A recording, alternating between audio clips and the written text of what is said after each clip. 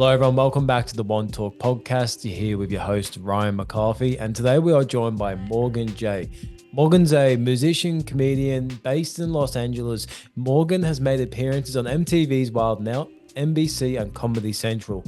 Morgan has carved out his own genre of performance art and comedy, creating a show built on imperfection, authenticity, relatability, shared experience, and connection. And I was super pumped to get into this episode with Morgan because me personally, I'm a massive fan of his work. He's one of my favorite comedians in the world at the moment.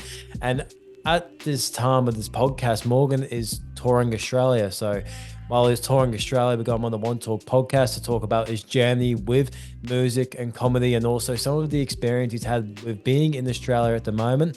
And we touched on a lot of goals and going to achieve, and also what it takes to get to where you want to get to in life, and also the fact that it may take longer than you first expect, but actually that is a beautiful thing, because when we start getting the success that we want, we're actually starting to build characteristics within ourselves to be able to handle the pressures that come with it. So there's so many gems within today's episode. It was so awesome chatting with Morgan, and I can't wait for you all to dive in.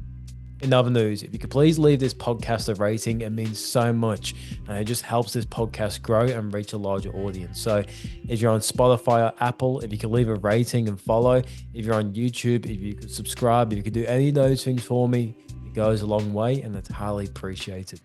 But without further ado, let's welcome Morgan. Thank y'all. Thank y'all. The marathon continue. Victory lap tonight, though. Victory lap tonight.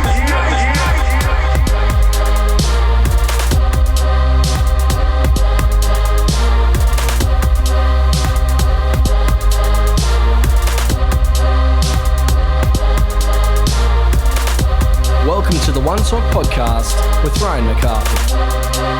The marathon continues. That's what you were saying.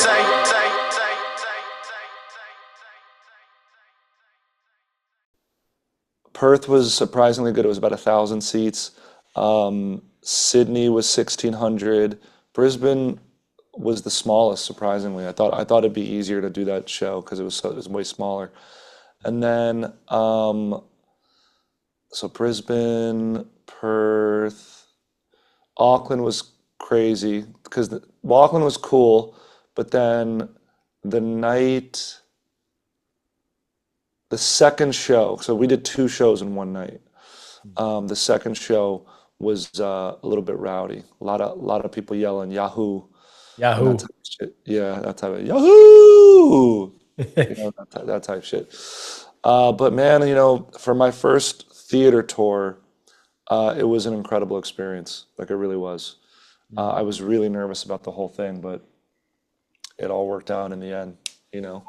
Yeah, that's it, because is this your first time coming to Australia as well to work? First time coming to Australia, first time doing venues that size, first time for everything. Yeah, wow. So I saw that you made your biggest theatre was down in Sydney, wasn't it? 1,600 three times. More, yeah. Yeah, wow. Twice, and more theater 2 times. Might have been able to sell it a 3rd time. Who knows? Yeah, it was crazy, man. I mean, I really thought it wasn't going to go well, but I got a lot of DMs that said it was one of the best shows people had been to, and so I'm not complaining. I'm not complaining. Yeah, what is that feeling like as well? Like traveling to the other side of the world and being able to sell out your biggest crowd twice. Yeah, it's bizarre because I'm finding out I think I'm more. First of all, I don't even think I'm like a famous person, but I'm finding out here in Australia and New Zealand, I'm like more famous here than I am in America. Because I got recognized. Dude, I almost was late. I got recognized twice. Right after I texted you, walking over here, I was like 2 blocks away. And I got recognized twice on the walk over here, which is nuts. Yeah. Literally when I was in Brisbane, I went to the Telstra store to figure out my my SIM card. And,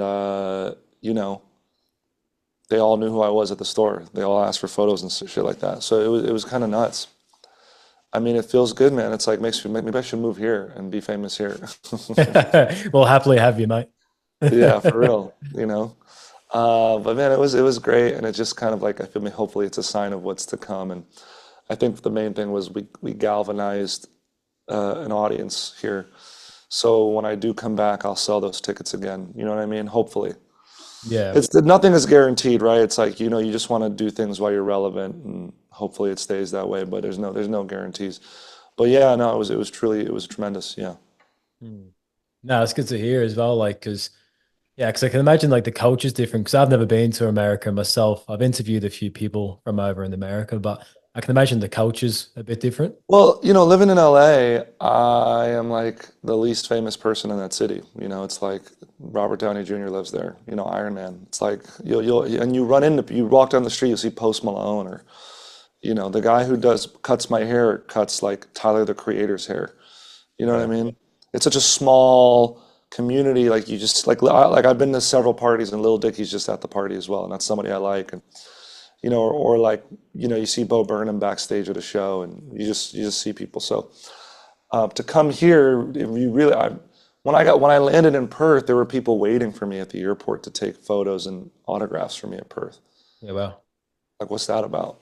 That's Because crazy. I feel like when people like, especially Australian, I feel like when Australians get famous, they usually do move overseas. So we're not Yeah, used to having like a famous culture in Australia, like bumping into people that we see all the time, whether it's like on TV or whether it's on social media. yeah. No, it's crazy because I mean I think the most famous Australian we have is Jim Jeffries, Mm. right? He's Australian, right? Yeah, he's an Aussie. Yeah, he's Australian. Okay, yeah, that's what I figured. That's what I thought. I don't know who else from Australia is kind of killing it out in America besides him, like at that level. But yeah, but I mean, like, how about that breakdancer? You guys have that breakdancer now. On the Olympics, yeah. Did you see that shit? Yeah, I saw that shit. Bruh, I I couldn't was on believe the it. I was on the flight from Perth, and I saw people looking at clips of this. I couldn't believe it was real. Have you seen or do you know who Chris Lilly is? No. So Chris Lilly is like a massive icon in Australia in terms of comedy, and he makes all these TV shows. He has a TV show called Oh Summer wait, High Tide. are they using, yeah, they're using the sound from their TV show Yeah. for this video. Yeah. No, I know what you're talking about. Yeah, yeah. Yeah, because when I saw the breakdance and I was like, that just looks like a Chris Lilly sketch. That's so funny. I mean, damn, I'd hate to be that girl right now. It's like, I mean, look, to be fair, she's 36. She ain't gonna be doing the craziest shit breakdancing. But I also saw the video of like the qualifying round, and the person they went against, I thought was like way better. The Yeah. comments are like, "Oh, this makes sense. She did such a good job here." But then you realize it's not her. That's her competitor. So I don't know. I thought it was really, maybe it's swag, dude. Maybe it's facial expressions. I don't know, but I hope that she makes it through this okay and doesn't want to, off herself. You know what I'm saying? Yeah, 100%. Because I did feel bad with seeing how many people are getting on top of her. The thing I was most shocked about, though, I think it was just more so seeing that breakdancing was in the Olympics. I think that's the thing that shocked me the most rather than seeing her doing Well, it. there's a lot of events in the Olympics. I have a joke about how they added flag. I'm pretty sure flag football is in the Olympics. Let me double check. Flag football Olympics. It's like American football. No, flag football will not be, but it will be in the 2028 Olympics. Okay, so I thought it was this Olympics. So flag football is just like normal football, but without tackling. They just grab a flag off of each other. Oh, yeah. We used to play that in Right. school. Yeah, so or tag rugby or some shit like that. You know what I mean? Mm. Hold on, I'm gonna grab my water real quick. It's Yeah, right you're over all good. here. But yeah, I thought that was really, it's tough. You know what it is? Like, it's that she made her whole life is like, she's like, I'm a break dancer. You know what I'm saying? Like, this is what I fucking do. Maybe she has a side job or a side hustle, but so then to be like totally just flamed and ripped apart on the internet for something that you love to do and you're passionate about, and I'd imagine you think you're pretty good at. You know what I'm saying? It's got to be tough. It's got to be tough. Especially like if you put so much effort and hours into something, I can imagine it'd be the same with doing comedy or music, like if you put so much time into making a piece, then you put it out to the world and it gets bad reception. I can only imagine the weight that puts on your shoulders. It is a bummer. I feel bad for her. I Yeah. do. Because I'd like to ask you that. Like, have you ever had a moment like that in your career? And like, how did you overcome that, or I guess manage that? It was not this New Year's Eve, but the New Year's Eve before that, I got booed by somewhere around 1,000 people in Chicago. Wow. It was a New Year's Eve show, and I hadn't had, and I had had a very good year that year career-wise, and then that year ended with like this sort of being booed, and I was really, um, I don't know, it was tough, you know. I went to like, I wasn't gonna quit, you know, but it was like after, you know, 10, 12 years of doing this, I wasn't really having any bad sets. I mean, I had great sets, I had good sets, I had like these like unforgettable sets, but I never had a set where like I sweat and I bombed and I walked off feeling like I sucked, you know? So, you know, that kind of put the fear in me, you know what I mean? Like, that's why, like, even doing these theater tours with crowds these big, I just was like, man, they could just start booing at any moment, you know? Yeah. So, but you know, you just keep doing it because what else am I going to do? You know what I mean? Yeah. And I heard you talk about on another podcast as well. And I love it too. You said if you're not embarrassed from your old work, you're not growing. And I feel like if you don't have Yeah. moments of pain in your career, if you don't have moments where you reflect and think, maybe I could have done better there, then are you really growing? Because I had a friend I was speaking to, I think it was like around last week or the week before, and he was telling me, he goes, I literally cringe when I think about the shit that I used to do. And I just You said, well, have, that's a good thing. yeah, it's 100% a good thing because there are other people who don't do that, who are, I don't want to use the word delusional, but they're not self-aware. They're not like you should be hard on yourself. You should also be proud of yourself. You should make work that you like. Like you can't seek validation from these external sources forever. I mean, that's what the one thing the pandemic taught me because I had a really big crisis of, I don't not faith, but like crisis of career where I was getting so much validation from audiences that when it came time, then when there were no live audiences, I was just kind of alone, and I didn't kind of know how to, you know, be proud of myself or you know that I was had value. So I learned that about myself. You know what I mean? In the like without an audience, like who are you? You know? So that's why you should cringe at your work and you should be kind of objective about your work. You know? And being able to reflect on yourself too, like you said, without the audience, who truly are you? Because You know what I'm I saying? find that if you put too much pressure and expectations on other people's perception of you, then I feel like you start to lose your own identity of who you truly are. 100%. 100%. And that's why I'm always looking for ways to evolve the show and change the show and stretch myself even a little bit. You know what I'm saying? Like, you know, I think David Bowie said, as an artist, you should always be kind of like almost in the deep end with your feet barely touching the bottom of the water, you know? You don't want to be too comfortable. So that's where we're at. It's like, that's why doing these tours, I was scared, but it was like the worst that could happen is that they don't go well and I'll just keep doing smaller rooms. You know what I mean?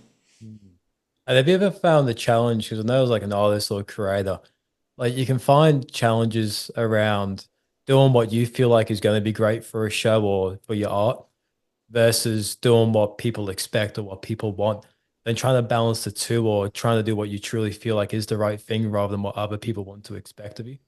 Yeah, so it's funny because that's literally what I grapple with every day when it comes to posting content. It's like when you come to my live show, people want to see auto-tune, comedy.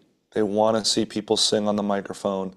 If I don't do LOL, if I don't do suspicious as fuck, sometimes if I don't do friend zone, I'm realizing for me it's a different model because I am doing music. So when you're a comedian, like when you're doing just stand up, it's like people have heard those jokes before and they can't really be jokes are once you hear the joke the first time, you can't really replicate that feeling, you know?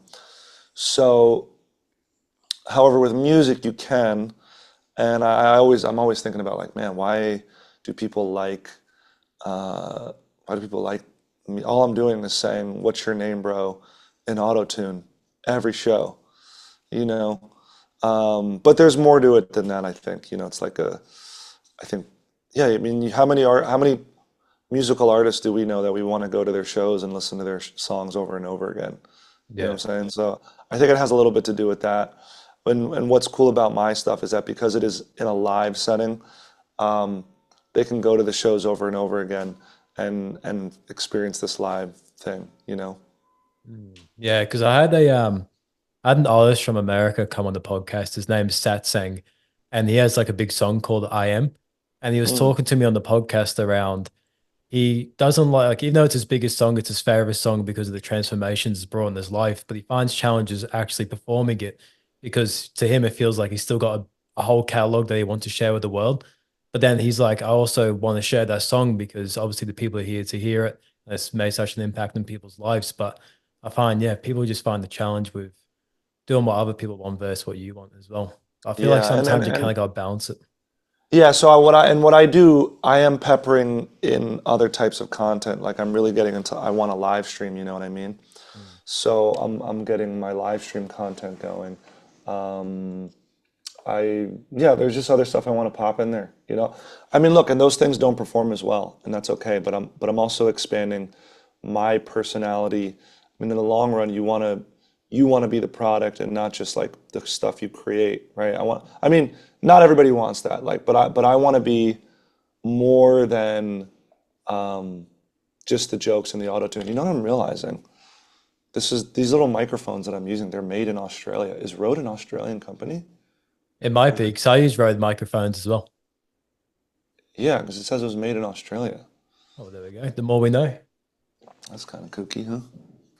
But but yeah, I mean, like, just slowly pepper it in. I mean, look, I'm obviously in a position where I've established myself, so I do have the luxury of like branching out to other types of creative outlets, you know.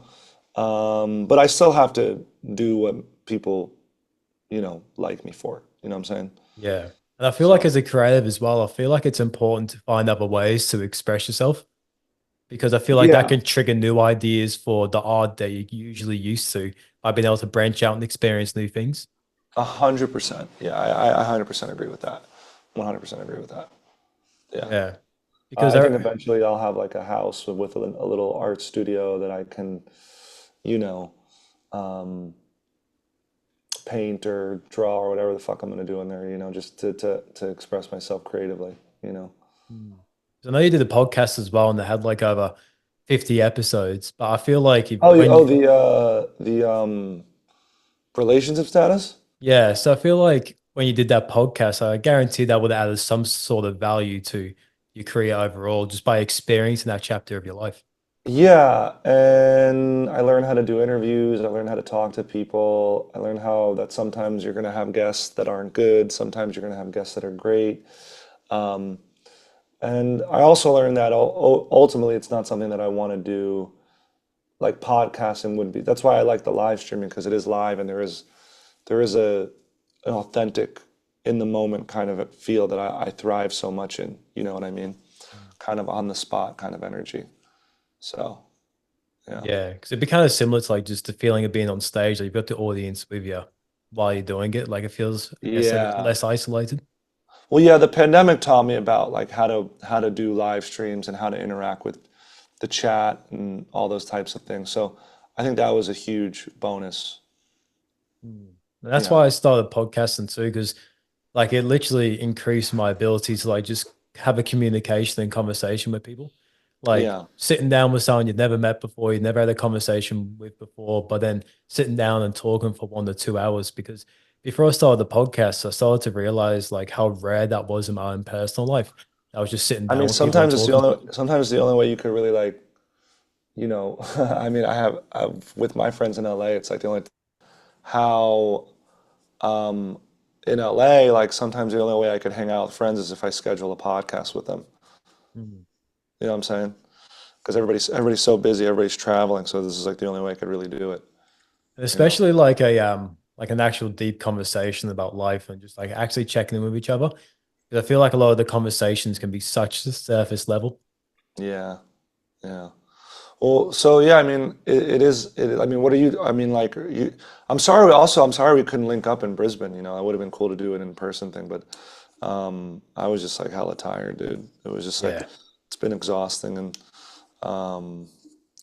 just also like preserving my voice and stuff. Luckily, I don't have any shows to, I said no to a couple of interviews in Melbourne.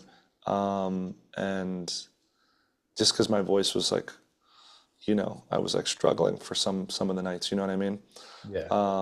But yeah, I'm glad we're getting to talk now, dude. No, 100%. It was like, I can imagine traveling, doing your shows, preparing for shows, and then trying to schedule in time for rest as well. And then trying to stack in podcasts and interviews and networking at the same time. It would be a lot. Well, I think the other thing fans don't realize, because I mean, I got so many offers to like, hey, let's go grab a drink. We're going to be at this bar. Come hang out with us. Let's do this. And I mean, I don't think they realize, like, realistically, like, I can't really do that. And to perform at the level I'm performing at with selling, thousands of tickets for a show, you know, not only people are paying a lot of money to see me, so I'd hate for them to show up to a show where I'm not, to the best of my ability, able to perform the show for them, because then also it creates a ecosystem in my brand that's like, okay, so his TikToks are good, but his show is shit because he barely can sing, I can't hear him. And I never want that to be the case. I want people to come to the show and be like, oh my God, this was better than what I thought it was going to be. So, but that's why, like, when I'm traveling, I don't do a whole lot. I don't drink at all. I don't smoke at all. I don't really do anything if I have a show the next day, I mean, my promoters and my TMs were like, you want to grab dinner after the show? Do you want to this? But like, one of the worst things you could do for your voice is to go to a bar or a restaurant that's loud and try to talk over everything. That is literally the worst thing you could do for your voice. So, I'm like, I've been places where I'm just like, yeah, it's too loud here. I can't be here. So I can't be here. Yeah. And I can imagine too, I feel like this will play a part in it. Like if you go out in Australia, let's just say if you go out in Sydney the night before a show and everyone notices you and wants to talk to you and you're giving so much energy to other people that night, and the You're next gonna have night, nothing left. You're gonna have nothing left, exactly. bro. You're gonna have nothing left for it. And then I don't know, like, I love my fans, dude. I love stopping to take photos. I love talking to people. But sometimes it's like, you just, you got to preserve your energy and your peace and stuff like that, If right now it's not an issue, but there were a lot of people coming up to me in Australia. It was really surprising. I never experienced that, It's not like that for me in LA, like, at all, Yeah. Because LA also is a city of, I guess, famous people. So you just let people just go about their day. They're like, oh, there's Tom Hanks, whatever. Okay. Yeah. Because I guess you see more of it. Yeah.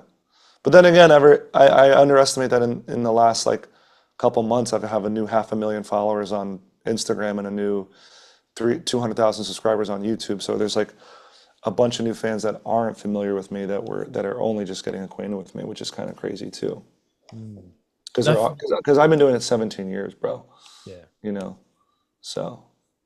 Out of the 17 years as well, like when was the moment you felt like it really started to turn over to a point where it felt like to you it was starting to take off?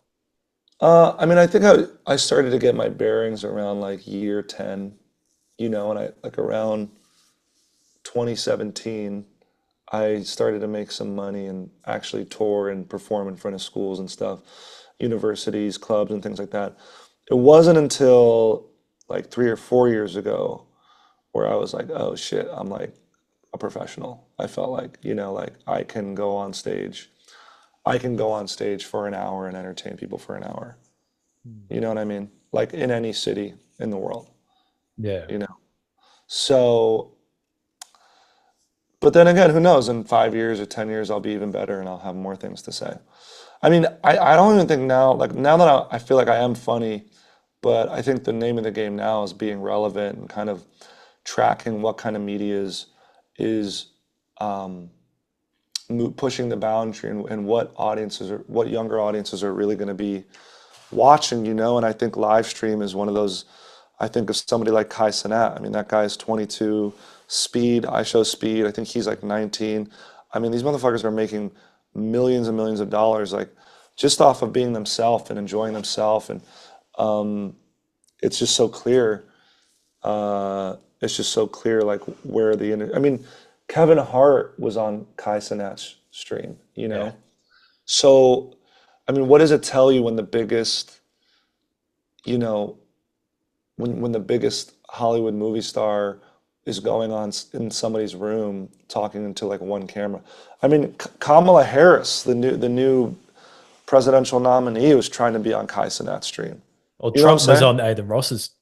I know Trump was on Aiden Ross's, and Kai was just like, bro, I don't know anything about politics. Like, why would I do that? You know? So it's just like, it's just the forms of entertainment are changing, and it's like, how do we connect to those audiences, you know? And it makes sense for yourself to pivot into an area like that as well, because you've got such a big fan base and the audience around the work that you do. And I can feel like a lot more people would want to see behind the scenes of the lifestyle that you live and just your day to day and really connect with you on like on that personal level. I feel like they would, you saying you think they would be interested? Yeah. Yeah, I think so too. I think there's never, like when people get famous or get, celebrities, I mean, there's a certain access to getting to know them that makes you even more connected to them, you know? Like, oh my God, he likes lasagna as much as I do. Oh, look at him just walking around the streets, like just doing shit, like, you know? So yeah, I mean, there might be a time when, yeah, we'll see. We'll see how things progress. Maybe there'll be a time when I can't, when Speed and Kai walk around in public, they get fucking mobbed, Yeah. you know? So maybe there'll be but also I'm like way older and my fan base is pretty chill. So I don't expect that kind of reaction from them. And I haven't gotten it from them, you know?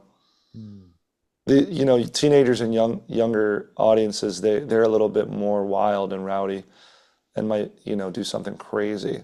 Yeah. But I also feel like as well, it's like the energy you put out can sometimes be the energy you get as well. So I feel like you yourself, you're like quite, well, it seems like from the outside, you're quite a relaxed, chilled person. You got that vibe about you. So I feel like you attract that energy too. Yeah, I think so. Man, I just watched this clip of Kai trying to get into a car in Paris, and I literally just had this thought, like, what if I got mobbed? What would I do? Would I get angry? Would I try to run away? What if I just sat down in the middle of the road and like just meditated and closed my eyes and saw if people would like adjust to that energy and relax, or would they just keep swamping me and yelling at me? And I just wonder what the experiment. I might do something like that. You never know. So Yeah, because I feel like that does make sense because I was watching a reel on Instagram. This guy who like trains for motivational type thing and he wears like a ski mask. And what he was doing is he was on like these push-up bars in the park and a bunch of kids came up to him because he recognized him from Instagram and TikTok. And then they saw him working out still. And then one of the kids said, let's leave him alone until he's finished. Then they all just left and then came back at the end of the video. So, I feel like that does tie into it. yeah, I mean, ultimately, like it's like you teach people how to treat you. You know what I mean? Mm. So yeah, I don't know, man. I saw a video of Anne Hathaway dealing with paparazzi too. Like they were kind of swarming her, and she was like, "Okay, stop. Everybody take a step back." Like she literally, like, do you guys want photos? We'll do photos, but everybody take a step back. Mm. You know, and that's what they did. And so it's like, hopefully, people are respectful of those types of boundaries. You know, but then again, I'm not famous like that just quite yet. I think it would be cool. It seems cool. But there's also like I remember I was in LA having dinner with my girlfriend, and we were sitting at a table, and she was like, I think these people. Well, afterwards it turned out they did know who I was, and then but me and my girl, we'll get into some spicy conversations, you know what I'm saying?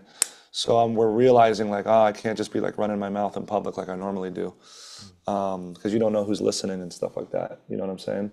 Not that I'm saying anything totally reckless, but I'm just being like, you just don't know. So It's been a bit more cautious because I yeah. can imagine too when you start to get more recognized in public as well. Like, do you ever feel like I wouldn't say the word paranoid, but do you ever feel like you have more eyes watching you and you can kind of Oh feel yeah, it I a mean, lot more? walking down the street last night, I could tell. I mean, I just was at the Nike store. I needed a pair of sweatpants, and the girl at the checkout was like, "You look so familiar." Like, so people know my face. They may not know my name. I mean, I mean, I've probably garnered just on TikTok alone, like over 500 million views, you know? So that's a lot of people. That's a you know lot what of I'm eyes. saying? So like, chances are you've seen my face at some point. Maybe you swipe past it, but my face is going to be a little bit recognizable. You know what I'm saying? And now that I have the mustache and the goatee, it's like way more recognizable. Because when I shave or when I'm a kind of like this crazy chameleon where if I could I could buzz my hair and I would look different. I can, I don't know, but maybe I'm wrong. It's just, yeah, man, I don't know. I'm enjoying life, and I'm really grateful and I'm glad that things happen the way they did as far as timing goes. I remember 10 years ago, I was like fucking dying. I was dying to be where I am right now, But I don't think I would have handled it with the same amount of grace and peace of mind and maturity that I have now. You know what I'm saying? Yeah. So with that, if anybody's listening, like if you're somebody who's in your early 20s and you're like, I want to be famous, I want to go viral, I want this.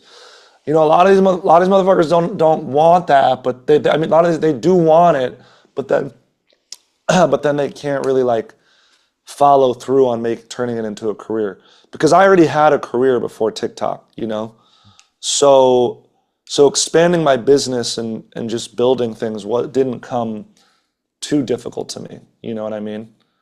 So, but if you're young, that's why kudos to people like Mr. Beast and Kai Cenat and them for building their business in such a way where they're just absolutely crushing it, Yeah, and to be able to deal with like that level of fame at a young age, like I reflect back when I was like 18 to 21. And if I was famous back then, like I was a complete idiot back then, like compared to how I Same, feel dude. I now. worry I see these videos that Kai is doing and these videos that Speed is doing, and like I worry about that shit. Like they're like, in some respects, they're being reckless with their lives a little bit, and we don't want to see them, get fucked up or get hurt or something like that, I see Speed jumping over these Lamborghinis for views, bro. And I know he's athletic and he can do that stuff, but all it takes is like one mishap for him to fucking miss and just like be paralyzed, you know what I'm saying? Yeah. So. And do you feel like that's why you feel a bit more gratitude to, I guess, it becoming more of a big thing in the public perception, like as you've been getting older, because you've kind of just gone a lot more wisdom and experience with life? Yeah, I think so, and hopefully my peers see. I mean, the feedback I've gotten is for the most part, my peers, the people I work with in comedy, are happy for me because I have been working so hard at this. Um, so hopefully it's an inspiration about like actually working hard and grinding and making something for yourself and building a platform. How important that is. So. And it's just continuing to take the action, isn't it? How many Stay episodes of your consistent. podcast you've done? 116 I've How old released. are you? I'm 26. 100. See, like that's what I'm saying. Like that's badass, bro. Like I have so many friends who are like, I'm gonna start a podcast. I'm gonna start a podcast. The several times I've started a podcast, like twice or three times, I had a friend I was doing a podcast with, and I was like, yo, we need to do 10 episodes before we put anything out. And we need to see like if we're passionate about this, if we even like doing it. I don't want to do some shit and then realize like this is not worth it. You know what I'm saying? Like, let's see if we're really into this shit. Because that's the other thing I tell people. It's like if you're not really into this shit, don't feel like you need to do it just because you see everybody doing a podcast or a live stream or this type of comedy or this type, like you have to do something that feeds you. So if it's not fun, it's not really sustainable. You know what I'm saying? It's like, so that's when I did that. I did this podcast called The Hook. I did like 13 episodes. And I found the work to be very tedious. I found it to be really I don't know, I just found it to be real, like, I just couldn't get behind it. That's why with the live streams, I could just kind of set up a game plan, talk to chat. Hey, what are we doing? How many high fives do I got to give today? How many, it's like, so, Yeah. Because like behind the podcast, like there's so much to do behind the scenes. Yeah, because you got to go back, you got to clip it, you got to do autopod, or you got to do this and pick the moments. And is this the right thing? Did I subtitle this right?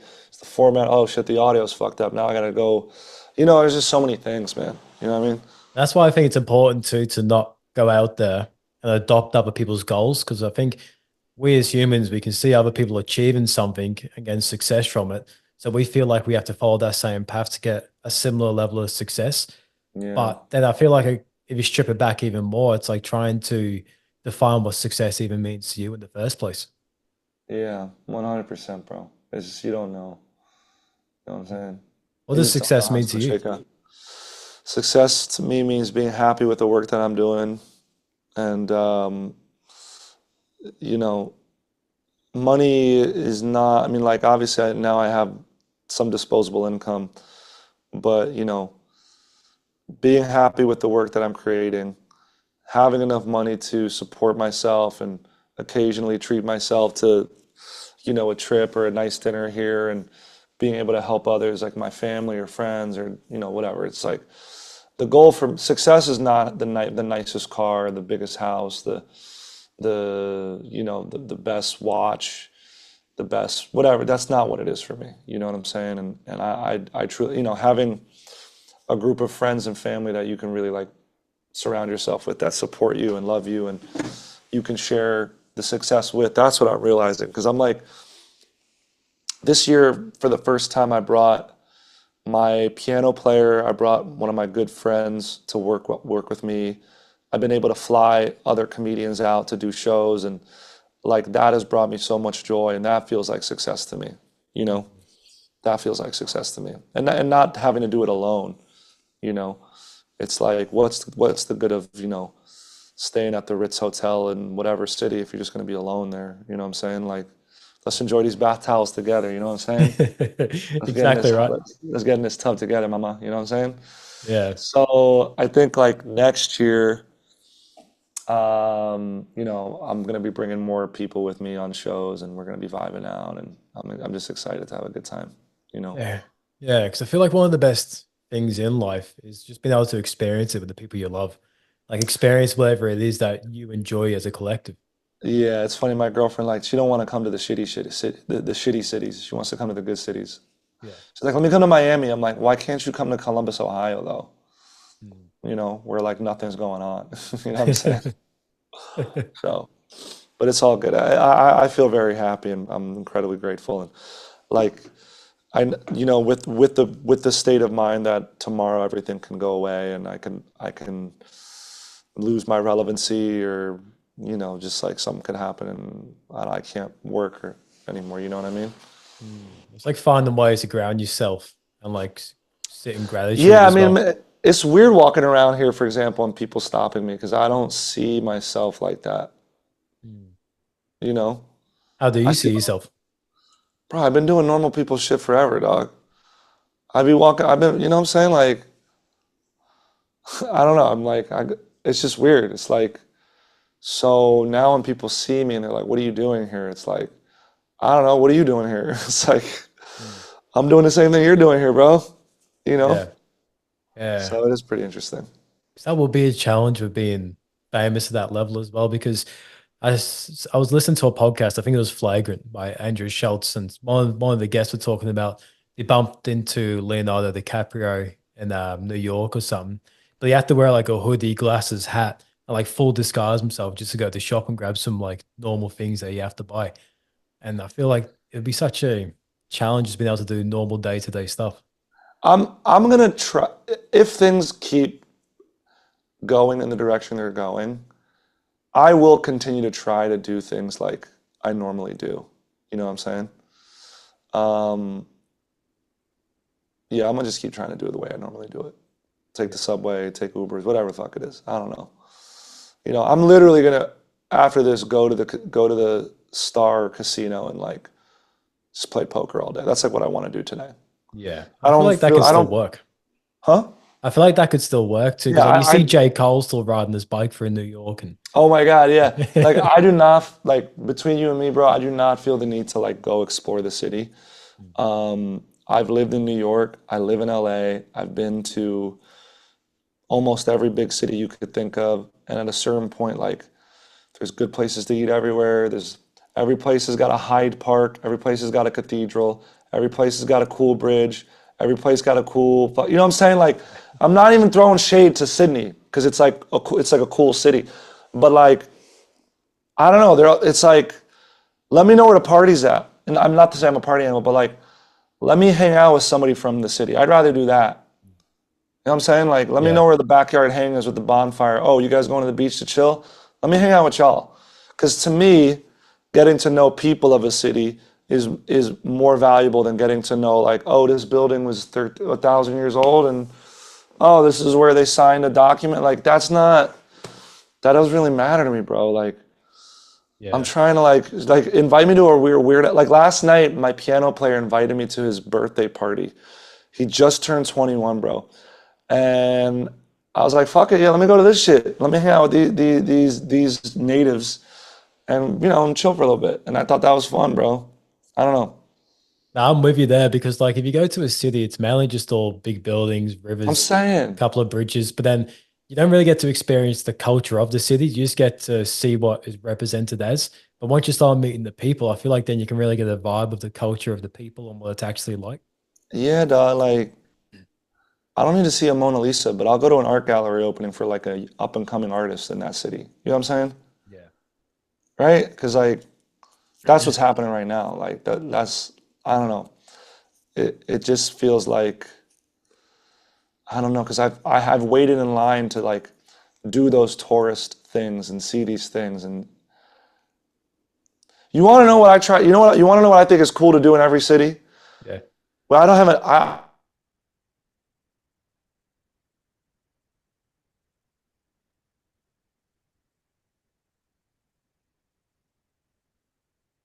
First thing you should actually do when you go to a city is take one of those bus tours because what they do is they kind of give you the cliff notes on the city. And then what you can do is pick and choose of the tour, the things that you liked and be like, you know what? All right, I'll do that. I'll go back there and kind of like do a deeper dive. You do those bus tours so you kind of see everything. You don't have to walk for hours. Yeah. And if it's a nice day, you're just kind of chilling. Like when I was in Amsterdam, I took a canal tour. And like you just hop on the boat, they give you wine and you're fucking chilling and you see the city, bro. Like I didn't walk around and go to the Anne Frank house. Is it Anne Frank? Yeah, Anne Frank. Sometimes I confuse Anne Frank and Helen Keller. Helen Keller was the deaf and blind person. And then Anne Frank was the one in the attic. Attic, yeah. Yeah. But like, dog, it's like I don't need to see all that shit, bro. Like, let me find a place. Like Denmark is a really good example of a city that's like, I don't really need to go see play. It's like a cool city. I want to get a bike, ride around the city, drink a beer, walking down the city, meet some people in the city, and just chill, like run around. Like it was cool, man. I That's feel my like vibe. go into cities and acting like you've lived there and I'm just saying like that's the vibe, bro. because I went to Europe last year for 6 months. I went to multiple countries, but by the end of it, I felt like I needed a holiday. Like just Bro, yeah, 30,000 because steps a day, just ruined. yeah, dude. Listen, I was in Europe in April. I went to 11 cities in about a month, and hey man, every city got an old bridge. Every city got a dirty ass canal. Every city got an old ass church. Every city has cobblestone streets. You know what I'm saying? Every city's got some people on a corner smoking cigarettes, eating bread. You know what I'm saying? Like bread and coffee. It's like they all sort of blend together at a certain point. So if you could find a city that has like a good vibe, that's where I got from Copenhagen. Copenhagen just kind of had a good vibe, and also Amsterdam. Like, I don't know. I just like the idea of just sitting by the river and like eating some food and chilling out. And I don't know, man. It was good vibes. Copenhagen was good vibes. Yeah. Has anything in Australia surprised you since you come here? Was anything different from your expectations or Um, no, no, no, nah, mate? no, mate. Fucking, Um, I don't know. I mean, no, it's just like America, kind of like in italics. It's like Diet Coke America. Yeah, it You is know, because we use dollar, even though it's Australian dollar, but we still use dollars, kind of similar currency there's no. value. The joke that I was telling was like, in America we have cars, but it's on different sides of the road. In America we got bears, but y'all got kangaroos. In America, when you're hooking up with somebody, the girl's like, "Oh my God, daddy," and then in Australia, it's like, "Oh yeah, diddy, fuck me harder." You know, like, so like, um, I'm not, I mean, like, oh no, you know what it is? The coffee culture here is actually, I knew there was like a big cafe, coffee, brunch type of culture here. Um, but I'm finding it to be very like, very big coffee, big. Yeah. They're big on coffee here. There's nearly a cafe in every corner, and you have multiple and Literally, multiple streets. when I was here when I first got here, I went to a place called the Depot near Bondi Beach, and it was like one of the best breakfasts I had. It was fucking awesome, you know. So yeah, the coffee culture has been really dope, and I don't even really drink coffee. I had my first piccolo, you know. Like everything is good. Porridge, the scrambled eggs with like chili oil, which is kind of like a staple here, which you don't really see in, because every place I've gone to has like that scrambled eggs on toast with like a little bit of chili oil or something on it. You know what I'm saying? Yeah, it's rubbed out with chicken palmies. Yeah. So the breakfast culture is really good. I will say, I think today or tomorrow, I'm gonna be trying out a Hungry Jack's, because I hear that's like the Burger King of Australia, and I'm gonna go to KFC because I'm told the KFC here fucking slaps. It's like really good. Yeah, they have Zinger stackers in America at KFC. What is it? A Zinger stacker. I don't know what that is, bro. Get a Zinger stacker. Get a Zinga stacker, yeah. Fat. They say it's fucking bomb here. So the food also has overall been really good. All Asian food in Australia has been fantastic. I'm gonna go. I went to a restaurant last night in Sydney that was. I just walked in. It was fucking great. This place called Ragazzi. It was like an Italian restaurant. They just make pasta. It was really good. And then, I played poker in New Zealand. I played poker in Brisbane. I'm gonna play some poker here, and see what the tables are like. And then tomorrow I got an interview, and then I'm gonna walk around Bondi, walk up to Coogee, get that little tattoo. Maybe I'll walk around Hyde Park a little bit. I don't know. We'll see. But if you've seen one park, you've seen them all, bro. I used to be a tour guide in New York City. You know what I'm saying? Like, yeah, I was a bicycle tour guide. So me and like 20 people would ride bikes. I even had Kentucky tours from Australia and New Zealand. Oh, wow. Because these people, they would come and it'd be like 9:30 in the morning. They'd all be fucking hungover, throwing up on the tour and shit. And like, whatever, it was all good. We had a good time, man. But that's what it was. It's like, I'd rather, see the city that way and get to know people and shit, so. 100%, because like I'm born in England, but I moved to Australia when I was like 7 or 8 years old. So I've kind of is that right? lived here my whole life, yeah. But before I moved to Australia, because I was young, a lot of my expectations was just one big outback. I was kind of surprised. I know, right? But you don't see any of that. Nah, not at all. It's like 80% of this country is uninhabitable or some shit. Yeah, 90% of the population live on the coast. Yeah, I'm realizing that. Also, everybody told me like Perth was just like so far away and nobody wants to go to Perth. Bro, the flight from Perth to Sydney or Melbourne, any of it, was the same as the flight from New York to LA. So I don't really know, like, and I make that flight a lot, so the flight was not difficult for me. You know what I'm saying? Yeah, 100%, because I feel like, because for us in Australia, like, because I live in Brisbane, I think a flight to Perth is 5 to 6 hours. I think people would prefer to go to like a Bali or Thailand because for that same amount of time. Yeah. Is that how long the flight there is? Roughly, probably about 7 hours. So about an hour or two. Wait, longer. It's only 7. So that's why so many Australians be going to fucking Thailand and Bali and Indonesia. Yeah. Of course, because like for me, it takes forever to go to these countries. And then when you go to Bali and Thailand, you can get like a mansion, massive villa, condo, and like kind of just live. Fuck, I should have gone there after this. Maybe next time I come, I will just extend my trip and I'll go to Asia.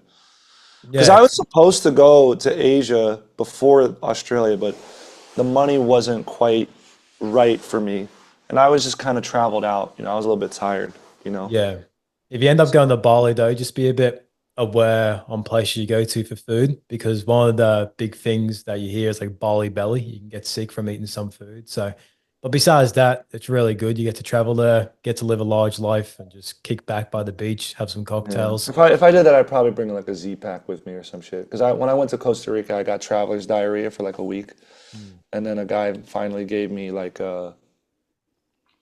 I went to an urgent care. They gave me like medicine. I felt fine the next day. Yeah. So, you know. Well, what's you your know. plans after Australia? So I go back to LA. I have a few days off. I'm waiting for a shooting schedule because I have to go to Vancouver to shoot a little bit more of this TV show.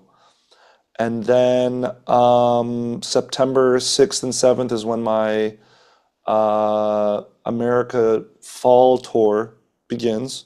So I'll have I'll have 2 or 3 shows a month up until November. Then I'll have a couple weeks off, and then I do Miami, New Year's Eve. I go to Brazil, and then I'm gonna do like 2 to 4 shows in Brazil and spend some time with my family there. Then I will come back and I will go to New York and do my 2025 tour, which we're going to be announcing in a week from tomorrow. Yeah. Because you're like, are you half Brazilian, Italian as well? Half Brazilian, American. Italian. My dad was born in Sicily, mom born in Brazil. But I really want to, I have a lot of Brazilian followers and I really want to do a show for them. And so I'm going to try to do my best to do a little bit of English, a little bit of Portuguese, you know what I mean? Do like a mixture of both. Yeah, I'm gonna try. Maybe I'll try to translate my songs in Portuguese or something like that. We'll see if I can do it. You know. Yeah, that'll be dope. Yeah. But that's it. That's what we're gonna do. And you know, I'm gonna be touring basically all the way through June. And I reckon that, like, it's a lot of work, but like I said, man, it's like I'm just trying to sell these tickets while people care about who I am and get these opportunities. Because it could all end tomorrow. And just enjoy the ride. I mean, I'm 37 now, so it's like, you know, Especially I it's don't know. because it's something you love as well. I Like love just doing it. I would have done it while, for, I would have done it for free. Mm. I mean, I was doing it for free for so long, so to get paid is just like an added bonus. That's why, like, also people are like, you need a vacation, bro. I've tried to take a vacation. The thing is, I realize I don't live a life that I need a vacation from. You know what I'm saying? Yeah, I get down. I relate. I don't need I don't live that. I'm not a bank teller that works, 40 to 60 hours a week. You know what I'm saying? Yeah, 100%. Because like I have a full-time job and I do podcasting and business as like a side thing that I grow. But even when I do take time off like the full-time job, like I still love working on my business and my podcast and Of doing all course. these things too, because it's something that lights me up in life. I feel like when you have something that's a mission in life, it can be so fulfilling in terms of just Dude, it's so your funny you whole said life. mission, bro, because it's like I think every person should treat themselves like a corporation in the sense that like you should create a mission statement for yourself and then like operate from that mission statement. Why do I do this? Who am I doing this for? Like, you know what I'm saying? Like, and then what it will do is it will allow you to expand creatively in every direction. 100%. And I feel like when you are aligned to a mission in life, I feel like then it's just like it's a way of filling up your own cup. And then when you're doing that, I feel like everyone else receives that version of yourself that feels fulfilled. Yeah, and it's like if your cup runneth over, it's just going to help other people too. Yeah, That's right. I'm writing, 100%. I'm writing that down. Live a life you don't need a vacation from. So it's hard. I know a guy, third party guy who he works 6 months out of the year, and with the money he makes, he goes to Nicaragua and he just surfs the rest of the year. And he just does 6 months there, and it's like that's what makes him happy. You That's, know. I feel like that's why it's important as well to talk about what we said before by being able to just define your success in life. Because for Yeah, him, that is success, that's it, like dude. he knows what he wants. That's it. That's literally it. Mm. So, that's what I'm saying. Like, I would say, I wouldn't say like follow your dreams, but like if you can find the intersectionality of what you like to do, what you like to do, what can make money. And there was like a third one, what you love doing, what makes money. And then there was like a third thing. But if you could find the intersectionality of that, you will have a good life, you know? Yeah. And I feel like if you just start the thing as well, I feel like too many people think you have to be amazing to start. I find that You you have to don't, bro. start so you can become Oh amazing. my God. You have, Eventually I'm gonna release to the world one of my first sets that I bombed in from 2007. yeah. It's absolutely mortifying, dog. But that's just a big showing for people. Like if you listen, my first ever podcast episode or my first few, they sound horrible. So what I did is I went into the library in Brisbane, and for some reason I thought it'd be a good idea to get one microphone, place it about a feet in front of me, and speak into it from a foot away with about 100 people talking in the background. The audio on it is absolutely horrendous. I'm stuttering, sweating because I'm nervous. But I'll always keep those episodes up because it shows a place of growth. But if I never started that day in the library, like I wouldn't have gotten to where I am today. And then I probably wouldn't even have the visions of where I want to take it either. Yeah. I mean, yeah, if you see my first album on Spotify, it's so different than where I am now. And I'm a bit embarrassed by it, but I'm not going to take it down. I'm not going to take it down. Just shows growth. Shows growth. Yeah, dude. Well, yeah, man. Let me know if you have any other questions for me, bro. I'm gonna head out of here, get lunch, and then I'm gonna go lose all the money I made on this tour at the casino. I'm gonna win, bro. You're gonna win. Be positive. Good energy. You'll attract it. Yeah. But that's it for me, brother. I've had an hour of your time. Yeah, I'm just super grateful that I got to be able to sit down with you today for an hour. I'm glad we got to link it up, dog. I'm glad we got to link it up. I'm glad it worked out. All right, brother. Listen, have fun, dude. I'll catch you next time I'm in Brisbane, and maybe if I spend an extra day or two, we'll do this in person next time. Perfect. Sounds good, brother. I appreciate your time and enjoy your stay. Thanks, brother. Talk to you soon. See you, bro. I see you.